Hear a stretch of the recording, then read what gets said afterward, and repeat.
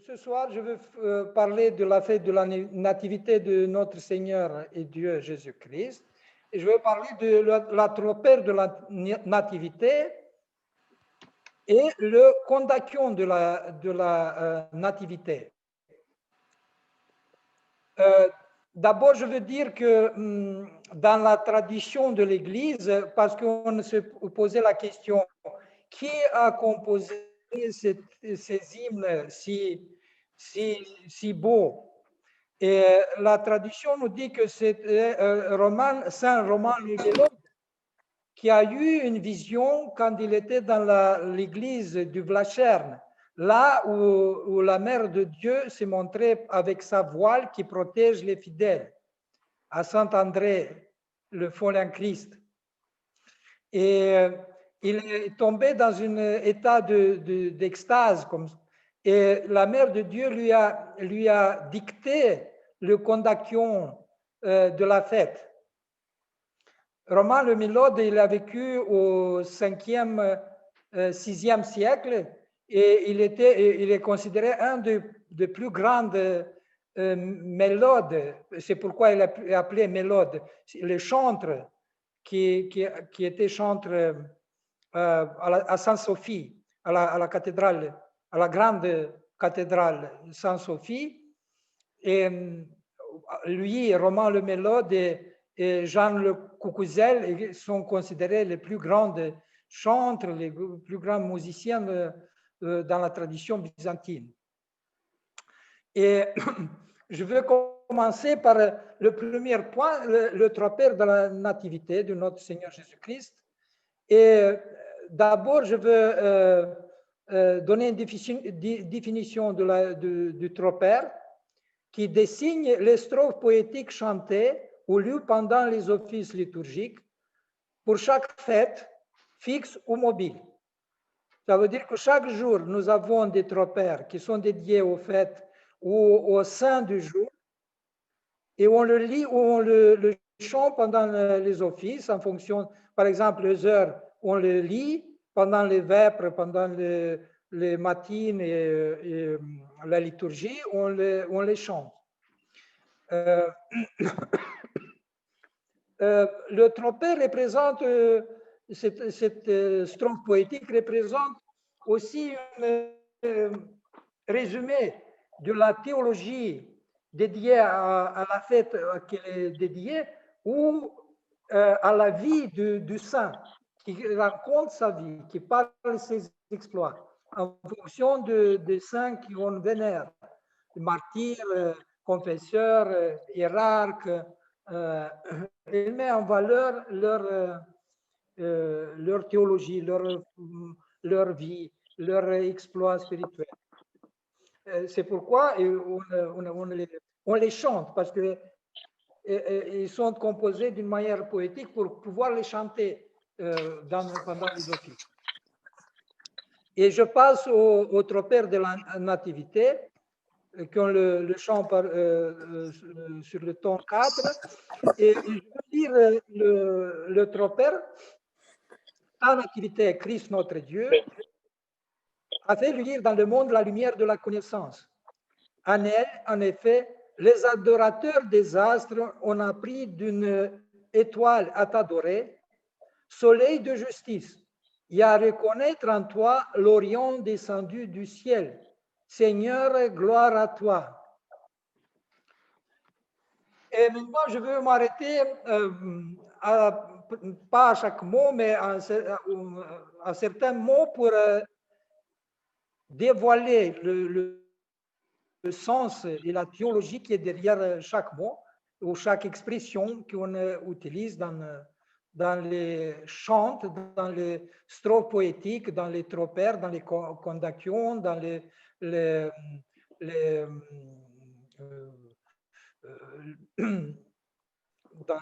dans le canon qu'on lit pendant les matines ou dans d'autres offices. Et le premier mot, ta nativité, la nativité de Dieu. Et nous voyons que dans l'Ancien Testament, on a parlé qu'il y a beaucoup de prophéties de la nativité du Christ, mais cette nativité fait référence plus précisément au prophète Michée dans le chapitre 5, versets 2 et 4, qui parle de la nativité du Messie. Mais nous savons que même dans Moïse et Isaïe, et David, les psaumes parlent de la nativité de Dieu. Mais ce qui est intéressant, que quand on parle seulement de la nativité, ça nous rappelle aussi la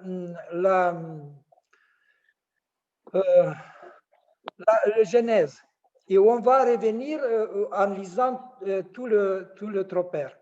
Au Genèse, parce qu'il faut rappeler qu'on voit que Dieu a créé le cosmos en partant des astres, si on peut dire à partir de la matière inanimée. Après, il passe aux animaux, aux plantes, les choses animées déjà, et dernièrement, il crée l'homme. Pourquoi nous revenons à cette comparaison? Parce qu'on va voir que cette nativité de Christ, pourquoi Christ naît? Justement pour donner un autre sens à la création qui a échoué, si on peut dire, au début par le péché. Et Jésus-Christ vient à restaurer par sa nativité cette perspective de l'humanité. Après, nous disons que c'est le Christ notre Dieu. Et nous aussi, nous disons que, comme le disent les Écritures, que c'est notre grand Dieu et Sauveur. Parce qu'il est venu de sauver le monde.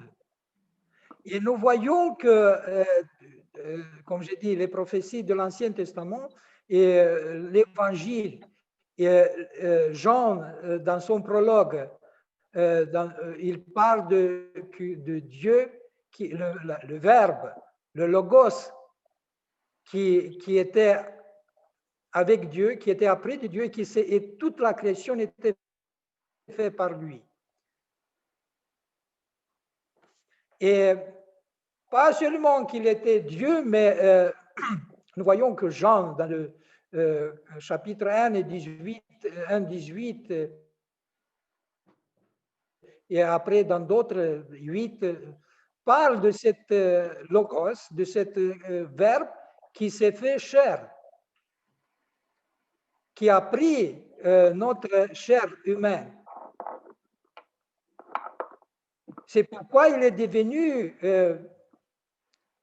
proche de nous, il a vécu parmi nous, il est devenu notre Dieu, pas seulement comme on l'appelle quelqu'un qui est cher à nous, mais parce qu'il était vraiment homme. Il a vécu parmi nous, il a connu notre nature humaine. Et nous voyons qu'après les épîtres, Paul et d'autres, surtout qu'il explique cet mystère de l'incarnation. Et nous voyons ça dans tous les épîtres. On peut se rappeler Tite 2,13 où on parle justement que notre grand Dieu est sauveur. Le Christ est grand Dieu et sauveur. Sauveur du monde, sauveur de la création. C'est pourquoi nous faisons la liaison avec la création de l'homme, avec la création du monde.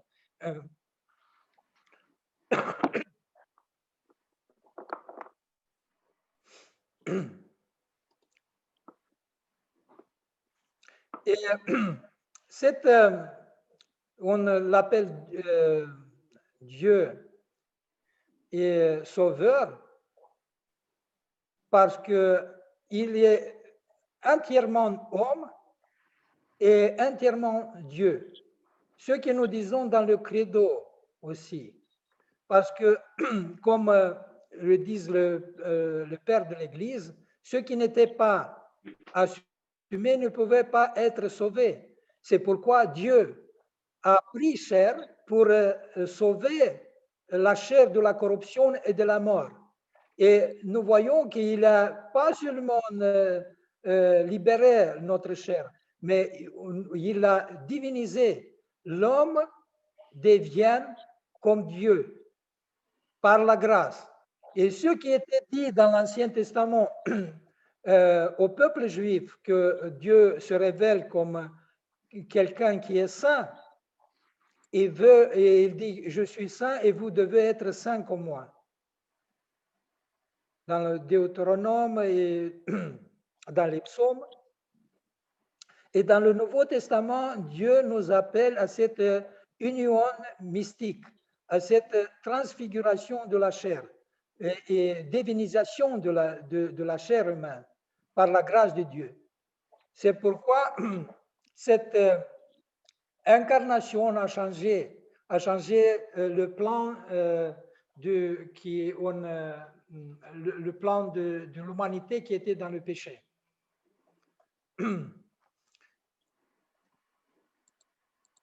Après, nous parlons nous disons que la nativité du Christ a fait luire dans le monde la lumière de la connaissance. La lumière de la connaissance, c'est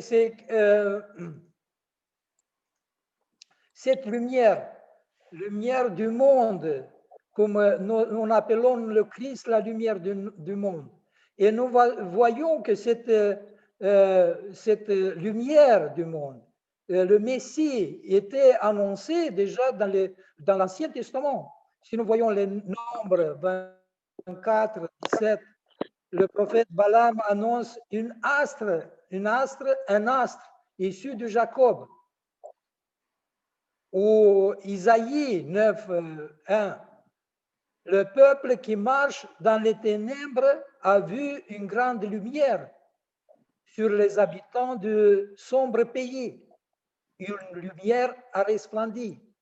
L'idée de lumière d'en haut qui va venir dans le monde.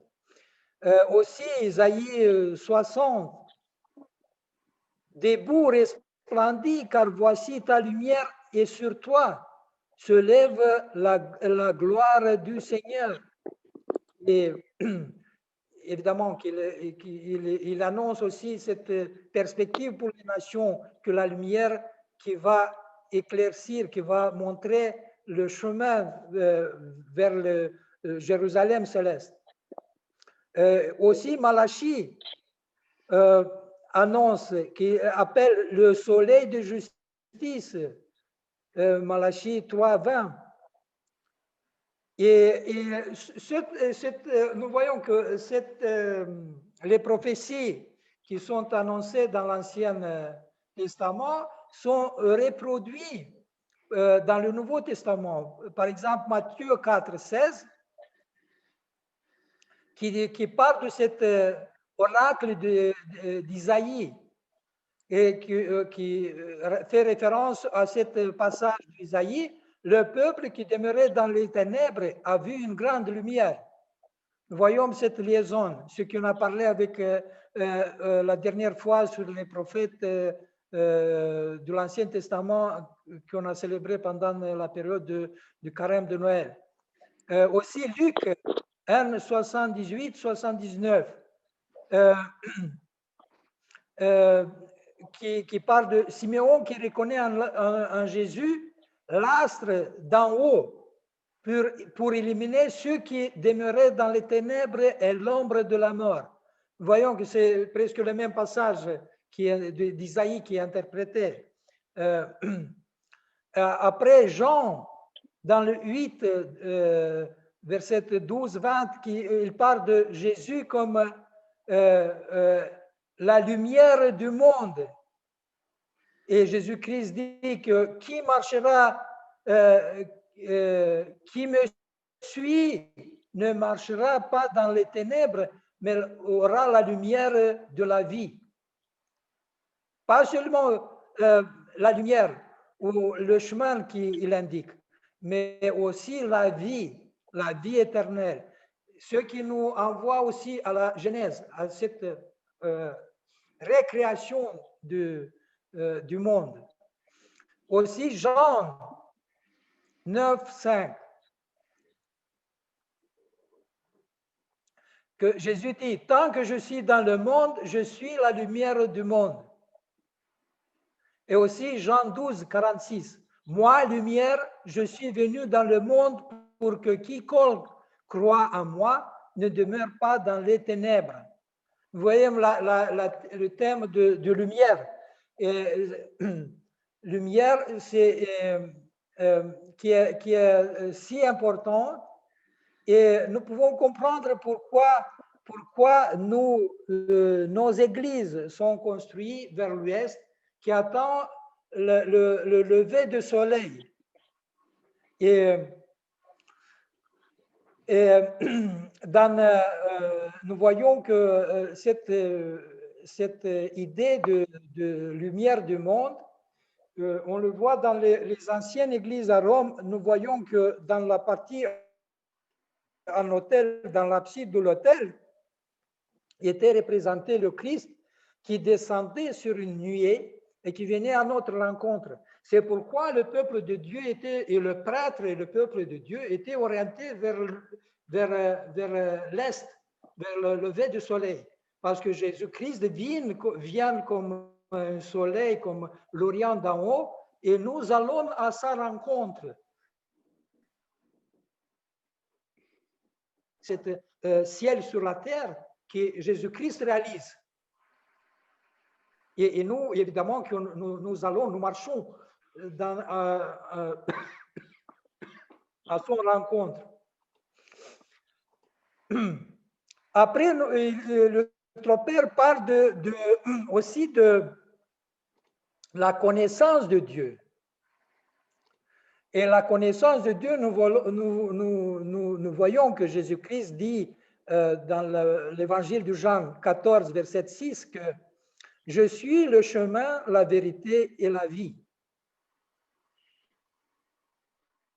La vérité, c'est pourquoi et après cet thème de la connaissance, de la vérité, de la vie est développé dans l'évangile de Jean. Mais après, nous voyons que aussi Matthieu, qui complète quelque part, donne une certaine explication à ce qui veut dire la connaissance de Dieu. Et Matthieu 11, verset 25-27, où Jésus-Christ parle de sa relation et sa mission, sa relation avec le Père et sa relation avec le monde. Et il dit que toutes les choses m'ont été données par mon Père et personne ne connaît le Père s'il ne connaît pas le Fils. Et vice-versa, si personne ne connaît le Père s'il ne connaît pas le Fils. Et il peut connaître le Père seulement à ceux qui le Fils le révèle. Nous voyons que cette lumière, cette connaissance de Dieu vient et passe par Jésus-Christ, par le Fils de Dieu qui est devenu chair, qui est devenu homme, pour restaurer la nature humaine, pour restaurer la création du monde. C'est pourquoi cette nativité qu'on a annoncée au début fait référence aux chutes de l'homme. Parce que le chute, nous voyons que Adam et Ève vont manger de l'arbre de la connaissance du bien et du mal. Mais ils n'avaient pas la vraie connaissance de Dieu. C'est Jésus-Christ qui vient nous révéler cette connaissance de Dieu. Parce qu'Adam et Ève n'ont pas suivi, n'ont pas respecté la parole de Dieu. Et Jésus-Christ, quelque part, l'aide humanité il a pris cette faiblesse de l'homme, de l'humanité sur lui, nous a montré la chemin, et il nous a montré Dieu le Père Et là, nous pouvons dire qu'avec le Christ, nous avons l'arbre, le vrai arbre de la connaissance du bien, de la connaissance de Dieu. C'est pourquoi dans les stichères de la nativité qu'on lit dans les canons, il y a une très belle image qui nous parle d'une manière suivante, que dit, dans la grotte à Bethléem est né l'arbre qui nous donne la fruit de la vie éternelle. C'est la croix du Christ. Ça veut dire la vie éternelle, la connaissance de Dieu passe par la croix qui apporte la fruit de la vie éternelle.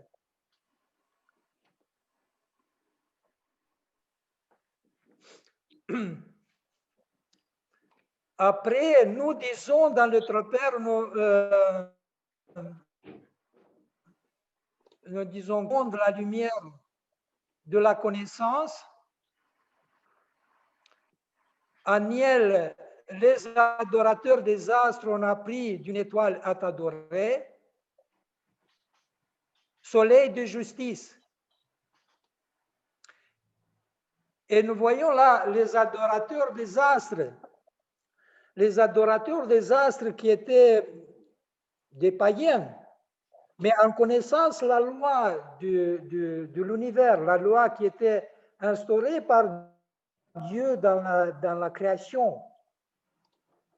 Ils ont compris que c'est un mystère. Il y a quelque chose qui nous dépasse, que derrière cette création doit être une loi, doit être un créateur.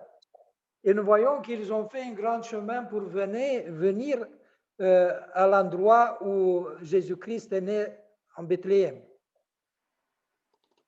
Et nous voyons que grâce à la création, les gens qui étaient loin de Dieu, qui ne connaissaient pas Dieu, ils arrivent finalement à connaître Dieu. Et nous voyons que l'Évangile dit qu'ils sont venus pour t'adorer.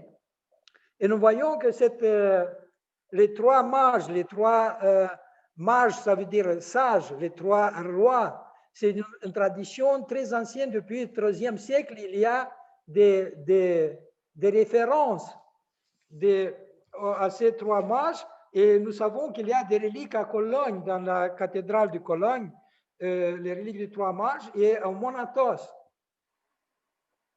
Et nous voyons qu'ils ont amené de myrrhe, de l'encens et de l'or. Et nous disons que les pères de l'Église ont interprété ça, qu'ils ont apporté des choses qui représentent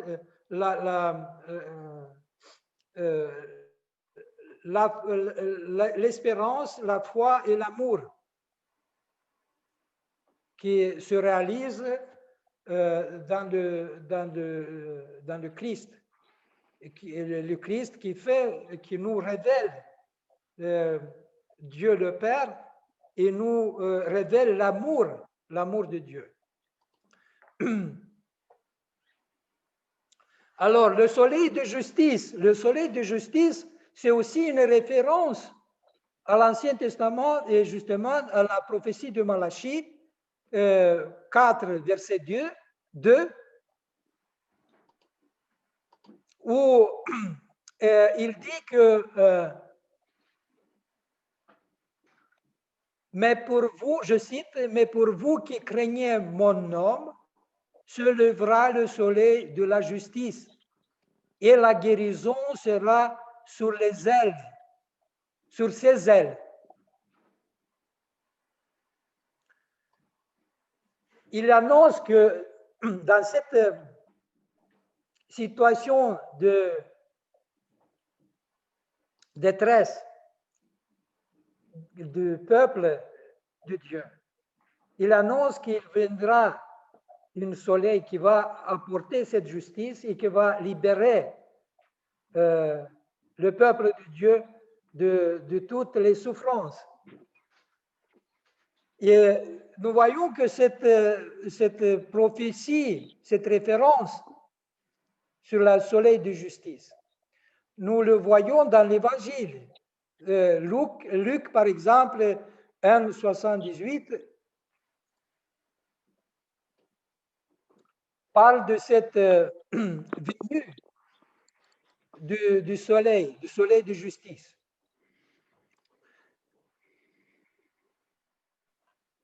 Et nous voyons que le tropère qui sur la nativité montre vraiment cette liaison profonde entre l'Ancien Testament, le début, la création du monde, après l'annonciation de la venue du Messie, de la venue du soleil de justice, qui va nous libérer. Et nous voyons que le tropère fait allusion sûrement aux sept adorateurs des astres qui vont venir adorer Dieu. Ça veut dire qu'il fait référence aux nations, aux gens qui n'ont pas connu Dieu. Mais nous voyons que l'homme, s'il va analyser la création, mais d'une manière sérieuse, profonde, il peut arriver à reconnaître le Créateur. Il peut arriver à connaître le Créateur. Et nous voyons que à la fin du tropère, comme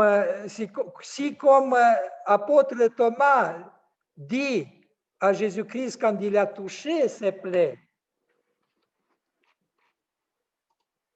Seigneur, gloire à toi.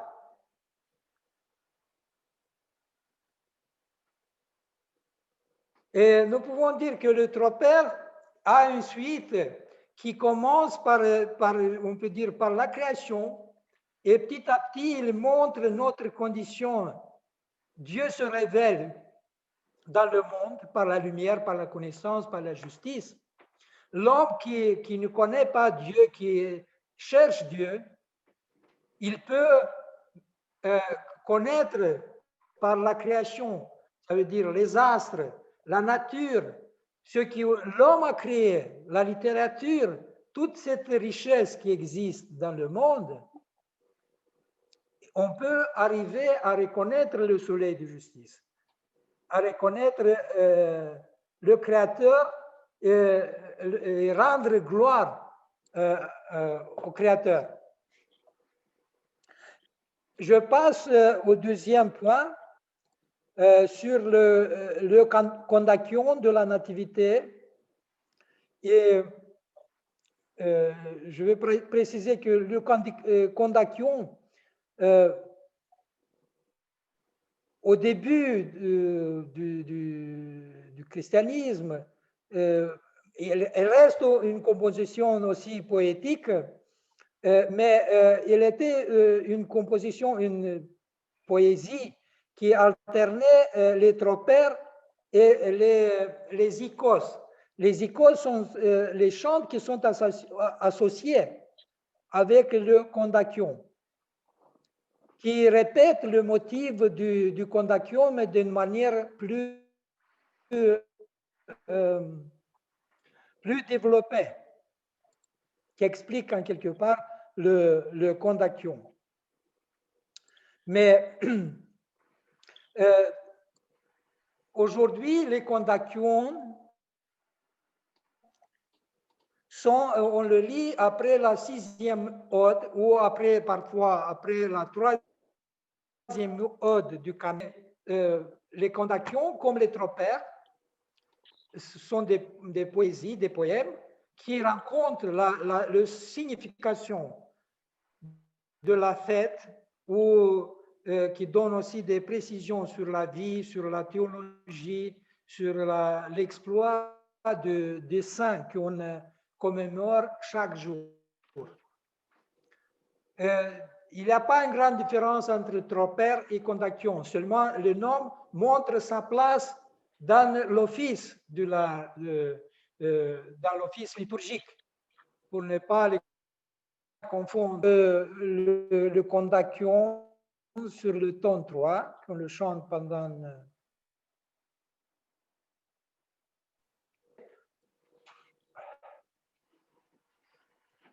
La Vierge en ce jour vient dans la grotte enfanter l'ineffablement.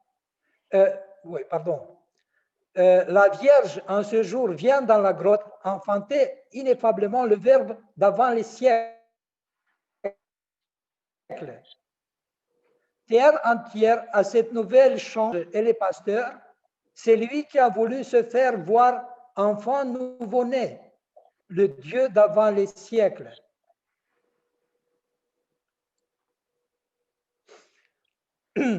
Là, dans le condaction, nous voyons que l'accent est mis sur l'enfantement de la Vierge Marie. Dans le tropère, nous voyons que nous parlons du Christ qui vient du naître et toute la théologie, toute la signification théologique de sa nativité. Et le condaction nous dévoile la Vierge Marie. Et nous voyons que le premier mot se réfère à la Vierge. La Vierge qui enfanta. Et nous voyons que c'est comme dans le tropère, ça fait référence à cette prophétie d'Isaïe, 7, verset 14, très connue, où on fait référence souvent. Voici que la Vierge deviendra enceinte. Elle enfantera un fils, et elle lui donnera le nom d'Emmanuel.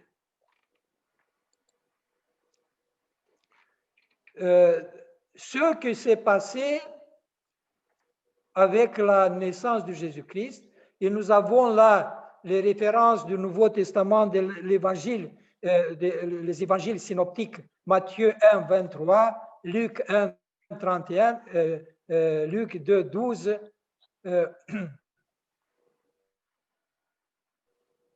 qui qui font référence à cette prophétie de l'Ancien Testament, et ils racontent l'histoire comment la Vierge Marie a accepté d'accueillir dans son sein le Dieu d'avant les siècles, comment l'archange Gabriel est venu pour annoncer cette nouvelle, et comment la Vierge a accepté. Et nous voyons qu'on a parlé dans le tropère de la nouvelle création. Et nous voyons que la Vierge est intermédiaire. Nous voyons que dans la Genèse, Dieu a créé l'univers après la création et après l'homme. Et l'homme a participé à nommer les animaux. Et pour la nouvelle création, nous voyons que l'archange Gabriel demande à la Vierge si elle est d'accord, parce qu'il est étonné, il ne sait pas comment ça va se passer. Nous voyons que l'homme participe d'une manière encore plus intime à la création, à la récréation. Parce que Dieu demande son avis sur cette nouvelle création.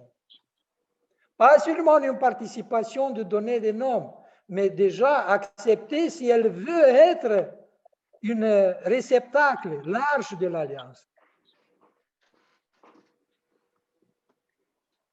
Où Dieu va habiter pour renouveler cette création.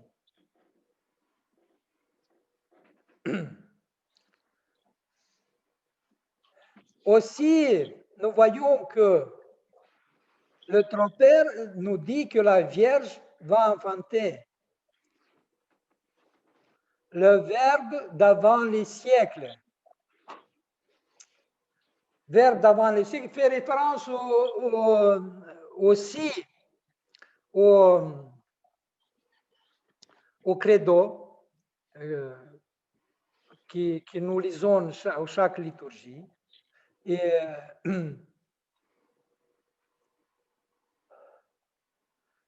Et veut nous dire que ce qu'on a dit sur le prologue de Jean, dans le chapitre 1, dans le prologue, où il veut nous dire que le Fils, l'Emmanuel qui va naître de la Vierge, et c'est lui qui existait avant tous les siècles.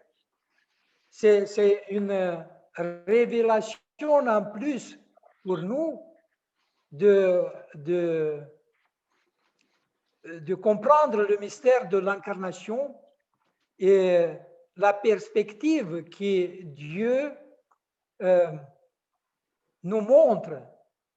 C'est lui qui était avant le siècle et qui vient dans le monde, comme dit le Sticher, que c'est lui qui tient le monde, est venu dans le monde pour être soutenu, être pris dans ses bras par celui qui l'a, par la création. Le Créateur accepte d'être porté par sa création, porté dans les bras, nourri.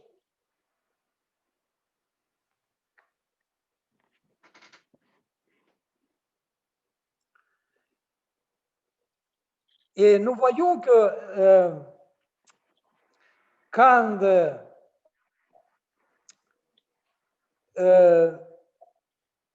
Abraham demande sur le mont Sinaï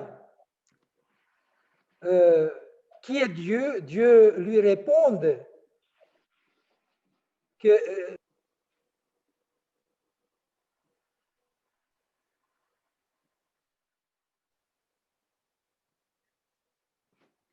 c'est pourquoi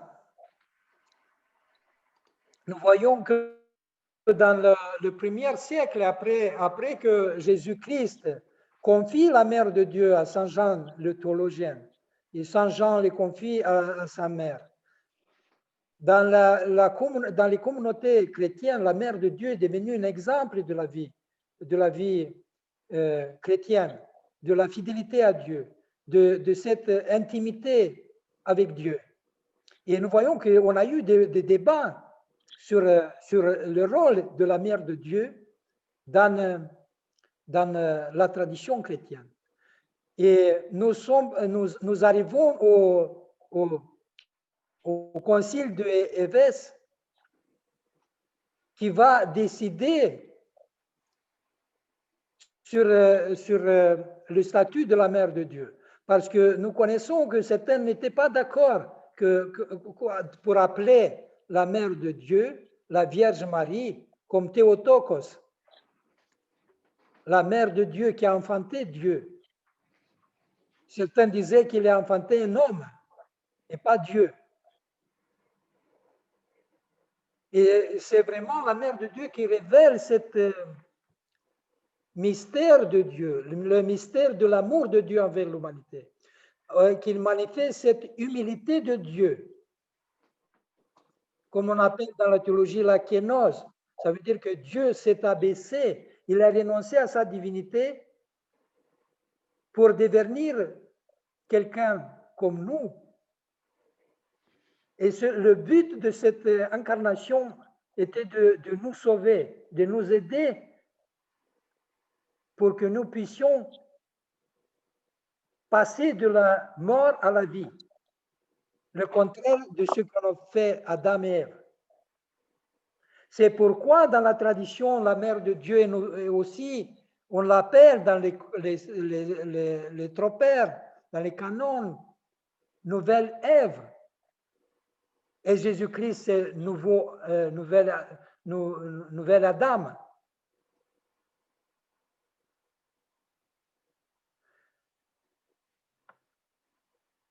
ce qui nous envoie aussi à cette création dans la Genèse. Et nous voyons que l'évangile de Jean commence par cette prologue où il donne un sens nouveau au cette inarchie, au commencement. Au commencement. Comme la Genèse parle au commencement. Le Christ vient dans le monde déchu pour commencer un nouveau commencement, une nouvelle création.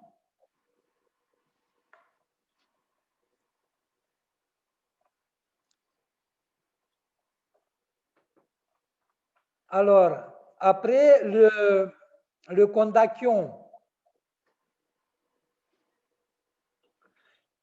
et je cite, « Terre entière, à cette nouvelle chante et danse. Terre entière, à cette nouvelle chante et danse. Glorifie avec les anges et les pasteurs. C'est lui qui a voulu se faire voir enfant nouveau-né, le Dieu d'avant les siècles. » Nous avons parlé de ce Dieu d'avant les siècles. Mais nous voyons dans cette phrase que la terre entière commence à glorifier Dieu et rendre gloire à Dieu. Et nous voyons que les astres participent à ce mystère. La grotte, la terre qui offre cette chambre pour accueillir le Dieu. Les animaux, les pasteurs, les anges.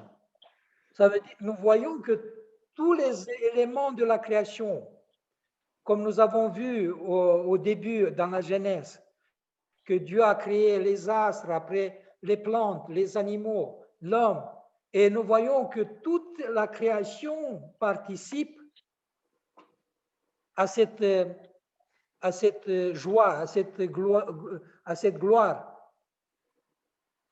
Et cette joie, nous le trouvons aussi dans l'Ancien Testament.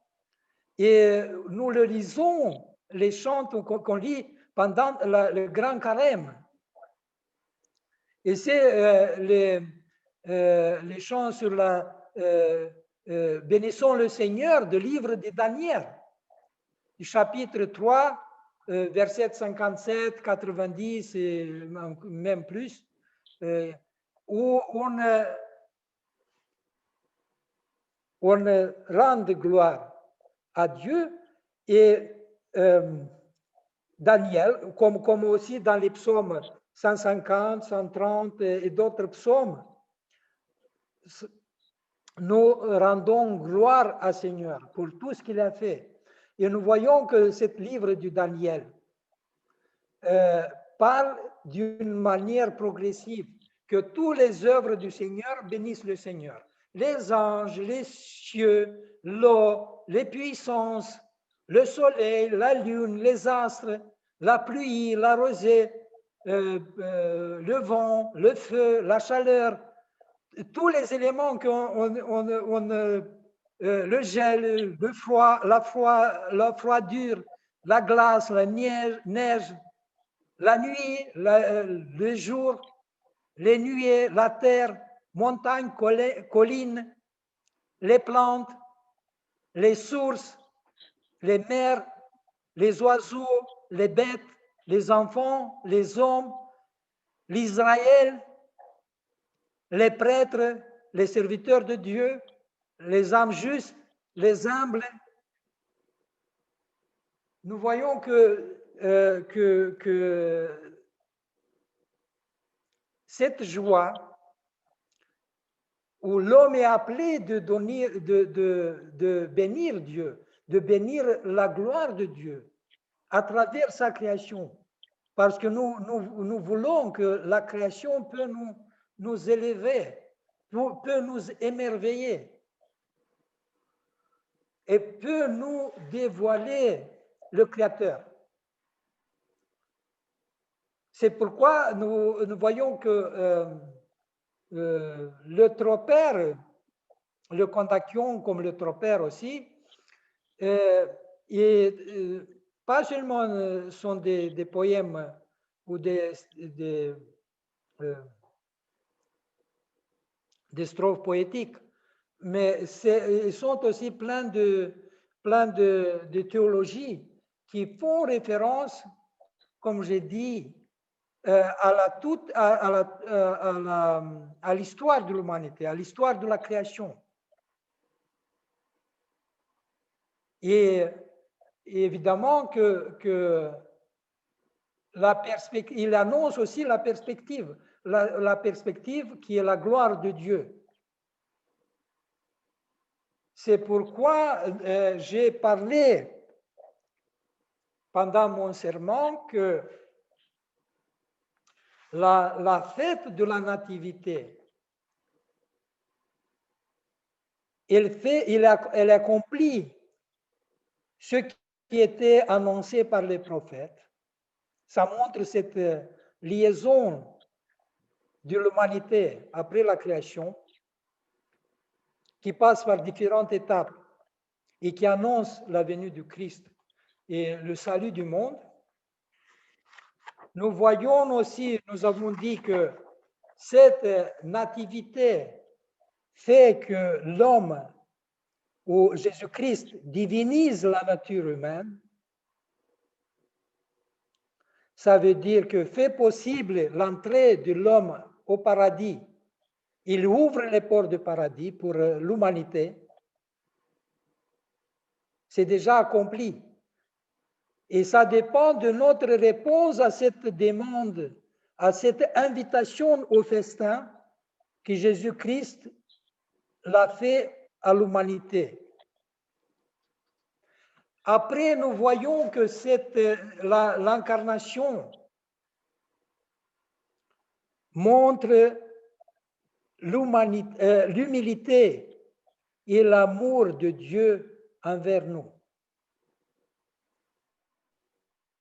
Comme j'ai dit que Jésus-Christ, le Dieu d'avant les siècles, renonce à sa divinité pour prendre chair.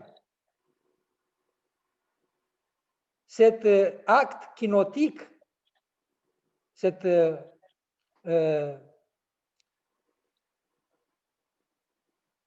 abaissement de Dieu,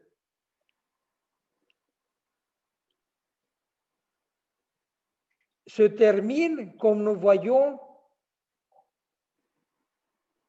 à travers la croix, à travers la résurrection, par l'ascension au ciel.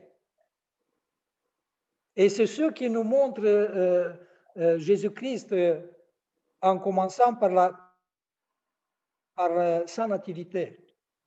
Et dernière chose à quoi rappelle cette nativité, cette liaison profonde entre nativité et Pâques. C'est pourquoi dans la tradition liturgique, parfois on dit que la nativité, c'est Pâques d'hiver. Parce que, comme j'ai dit, il y a plusieurs éléments qui montrent cette similitude. 40 jours de carême, de jeûne. Après la grotte, le tombeau, les anges, les femmes mirophores, les bergers, les bandelettes, les langes. Nous voyons il y a plusieurs similitudes qui montrent que le plan de Dieu qui commence par l'incarnation et continue par la crucifixion, par la résurrection, nous mène vers le royaume des cieux. Et c'est ça qui est important de voir cette perspective éternelle. Et c'est une étape, mais cette étape de la vie de, de, de l'homme, de l'humanité, cette relation entre Dieu et l'homme, elle ne s'arrête pas à cette fête, elle continue et même Dieu nous indique que cette relation elle va continuer après notre mort.